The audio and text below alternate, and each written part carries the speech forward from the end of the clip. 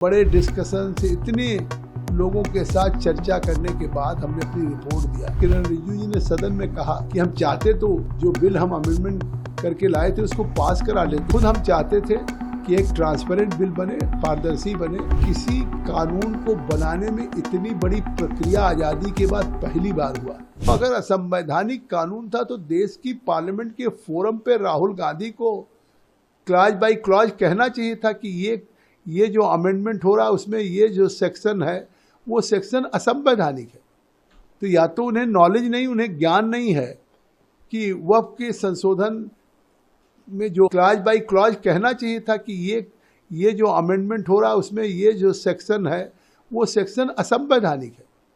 तो या तो उन्हें नॉलेज नहीं, उन्हें ज्ञान नहीं है कि वक्फ के संशोधन में जो आया था सरकार के द्वारा उस पे उन्होंने कोई न सुझाव दिया, न कोई आलोचना किया, न कोई अपने तर्क दिए, न कोई तर्क प्रियंका ने दिया और न कोई तर्क राज्यसभा में सोनिया गांधी ने दिया। केवल ये कह देना, लोकसभा के ऊपर बयान दे देना उनका, सोनिया गांधी का, कि बुलडोज करके आज़ादी के बाद से 2:30 बजे रात तक, 11 बजे दिन से 2:30 बजे रात तक लोकसभा में चर्चा हुई संशोधन विधेयक पर और 3:30 बजे 4 बजे रात तक राज्यसभा में चर्चा हुई। आज़ादी के बाद से अब तक रिकॉर्ड है, इतिहास है कि किसी विधेयक पे इतनी लंबी चर्चा लोकसभा राज्यसभा में नहीं हुई।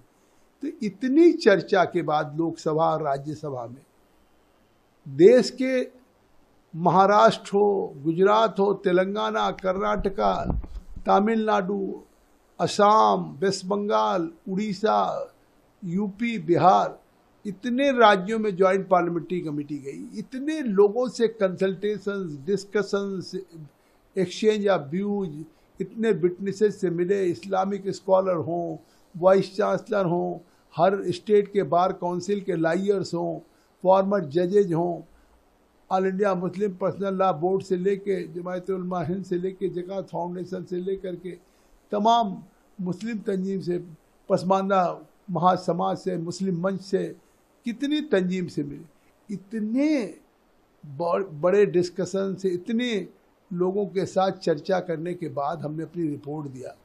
और मुझे खुशी है कि पहली बार ज्वाइंट पार्लियामेंट्री कमेटी में जो हम सभी सदस्यों ने मिल करके 428 पेज की रिपोर्ट दिया, उसमें जो हमने रिकमेंडेशंस किया, जो उसमें हमने अमेंडमेंट सुझाए थे, सरकार ने उसको पूरी तरीके से स्वीकार किया।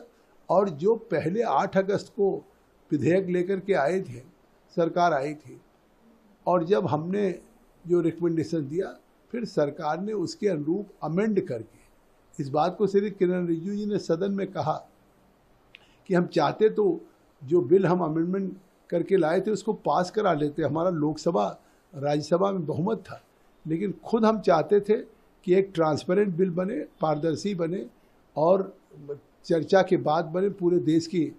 और करीब 97 लाख मेमोरेंडम्स आए, उसको हमने स्क्रूटनाइज किया, उस पर गौर किया।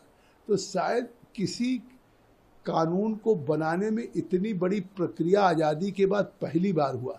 और ये मोदी जी के तीसरे कार्यकाल का सबसे महत्वपूर्ण विधेयक है, जो देश के एक बड़ी अल्पसंख्यक समाज के लोगों को, गरीबों को, पसमानदा को, महिलाओं को, ख़वातीन, बच्चों को एक बहुत बड़ा सुधारवादी कदम होगा और फ़ायदा देगा।